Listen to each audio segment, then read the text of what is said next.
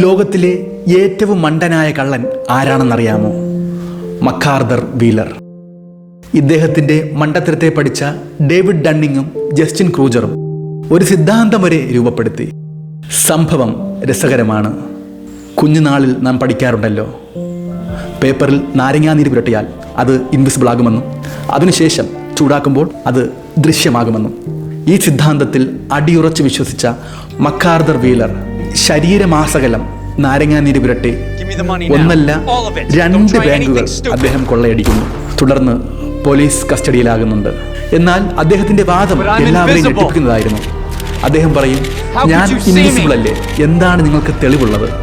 അദ്ദേഹം വിശ്വസിച്ചിരുന്നത് താൻ നാരങ്ങാനീര് പുരട്ടിയാൽ തൻ്റെ ശരീരം CCTVയിൽ ദൃശ്യമാകില്ല എന്നതായിരുന്നു. ഈ മണ്ടത്തരത്തിൽ നിന്നാണ് ഡണ്ണിങ് ക്രൂജർ എഫക്റ്റ് രൂപപ്പെട്ടത്. അറിവ് കുറവുള്ളവർ തങ്ങളെ വളരെ ബുദ്ധിമാന്മാരായി കരുതും. അറിയാത്ത കാര്യങ്ങളിൽ പോലും ആത്മവിശ്വാസത്തോടു കൂടി സംസാരിക്കും. ഇതാണ് ഡണ്ണിങ് ക്രൂജർ എഫക്റ്റ്. നമ്മിൽ പലരും അങ്ങനെ തന്നെയല്ലേ?